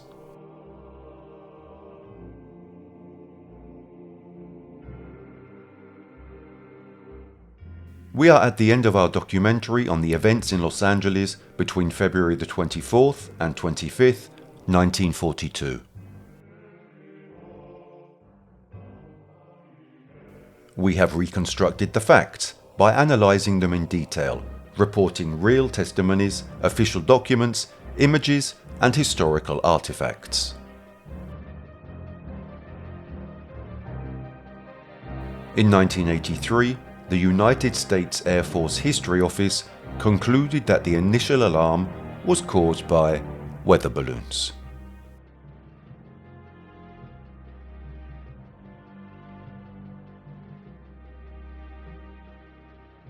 Supporting this explanation would be an article in which Los Angeles reporter and war veteran Matt Weinstock interviews a man who claims to have served on the night of February the 24th, 1942, in one of the anti-aircraft batteries operating in the area affected by the conflict.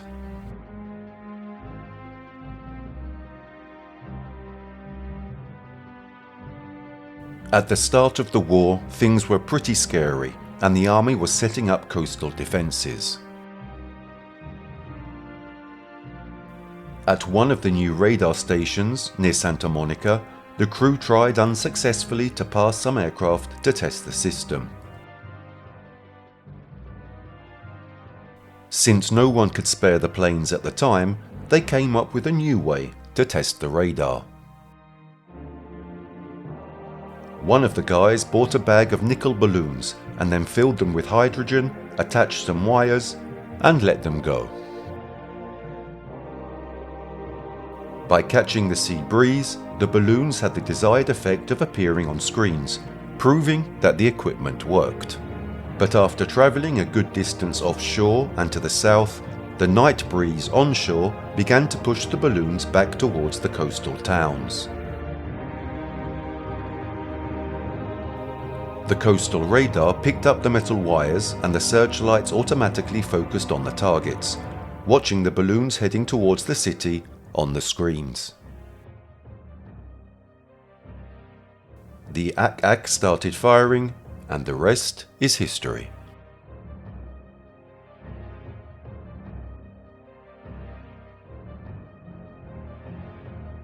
As it happens, the theory of weather balloons is the same and identical conclusion to which the US authorities came to justify the Roswell incident, which occurred 5 years after the events in Los Angeles. Yet, we have seen that there are sufficient elements to support the theory that it was not a Japanese air raid, let alone a weather balloon, or even a ghost ship.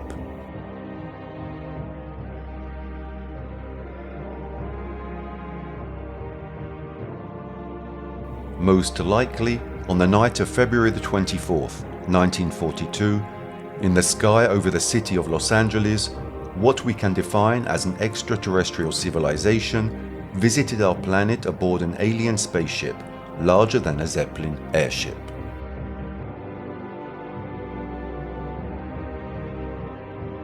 Unfortunately, due to the terrible attack on the Pearl Harbor base that took place only a few months earlier, the US response to that visit was very, very violent, albeit ineffective.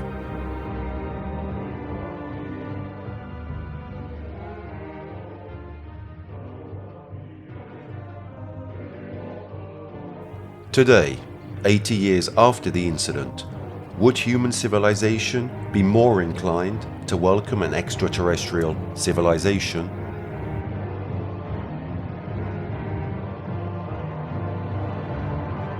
We don't know how to answer this question.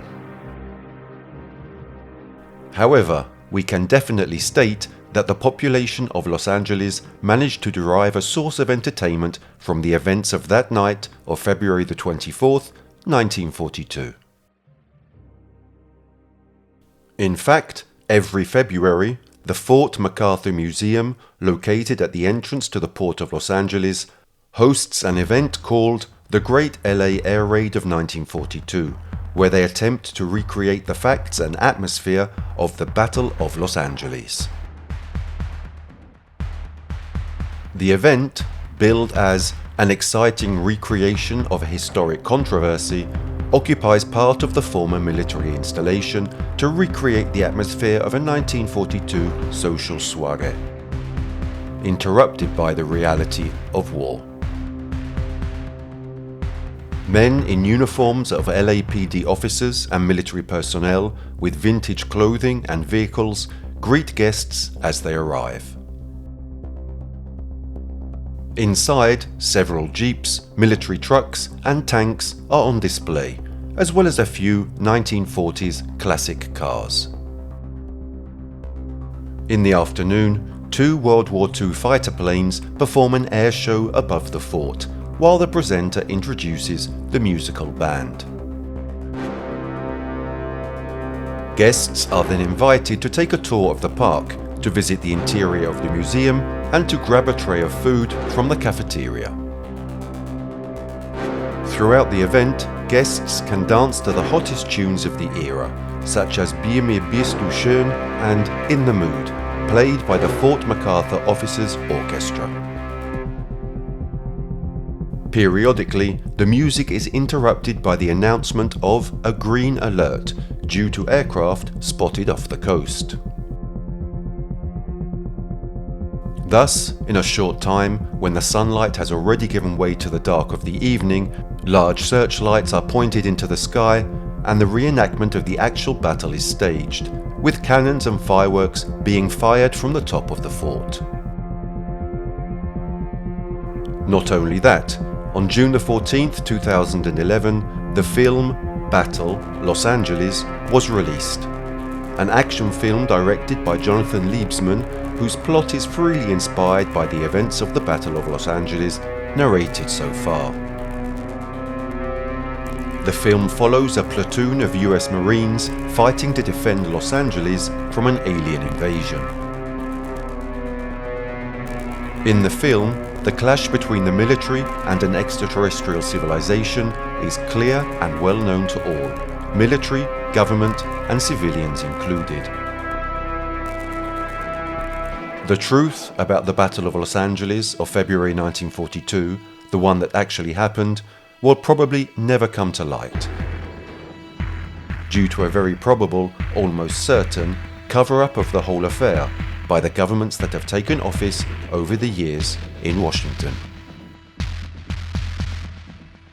Is it actually possible that a weather balloon could withstand more than 1,000 shots fired by US military artillery?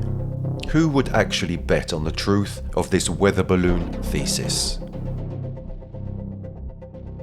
Scott Littleton, eyewitness of the events of that night, internationally renowned ufologist, has spent his life trying to discover the truth about the Battle of Los Angeles and other historical events related to probable extraterrestrial invasion, which we mentioned in the first part of our documentary. He draws his conclusions of the whole story by simply analyzing the data and testimonies collected and summarizing them in 7 main elements, or, as he defines them, irrefutable pieces of evidence.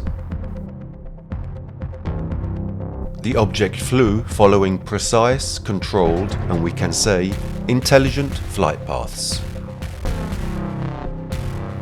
Its absolute invulnerability to gunfire and anti-aircraft guns. Its enormous size, more than 800 feet in diameter, much larger than an airship. Its brilliant white, and according to some reports even orange, glow, which was much more evident when illuminated by the beams of anti-aircraft searchlights. Its oval conformation, with a protuberance on the dorsal side, and the other characteristics that we have described in detail, which made it an object undoubtedly unique in its kind and unlike any aircraft known and designed by human beings. The likely EMF impact on pursuit aircraft flying too close to the object. The absence of any post-war Japanese documentation showing the presence of one of their aircraft over Los Angeles that night of February the 24th, 1942. Littleton believes, therefore, that the most plausible explanation for the object that triggered the so-called Battle of Los Angeles that night is that it was a real, unidentified flying object from beyond our planet. Littleton concludes by saying that he is convinced that the episode he witnessed that night 80 years ago, when he was only 8 years old, was a clear sighting of an unidentified flying object, or a UFO. Not only that, he also strongly states that the Los Angeles sighting must be counted among the most important episodes in the history of this extraordinary phenomenon. In short, will we ever know the truth behind the Battle of Los Angeles, or, more generally, about the UFO phenomenon? In this regard, in recent years, the US government seems more inclined to provide more details and information regarding this phenomenon, now called with a new acronym, namely UAP, unidentified aerial phenomenon. In fact, a recent Pentagon report would reveal a significant increase in reports of such phenomena made by military and members of the US Navy and Air Force, reaching 350, half of which have remained unexplained so far. The report was released by the Office of the Director of National Intelligence in collaboration with the US Department of Defense's All-Domain Anomaly Resolution Office. The security of our service personnel, our bases, and US operations on land, in the air, at sea, and in space is paramount, stated Pentagon Press Secretary General Pat Ryder, expressing concern about national security. We take reports of incursions into our designated space, land, sea, or airspace seriously and investigate each one. However, only the confidential version of the report, the unclassified version, provides more details on the reports that remained unsolved or unexplained. Despite this, we expect that in the following years, the US government, and more generally the governments of the whole world, will show themselves more inclined to study the UFO phenomenon, or if you prefer it, the UAP phenomenon, in a serious and in-depth manner, and that they will above all be more willing to share information and discoveries about it. We conclude this documentary on the Battle of Los Angeles by reporting a recent statement by Bill Nelson, Administrator of NASA. Who am I to say that planet Earth is the only place where there is a form of civilized and organized life like ours?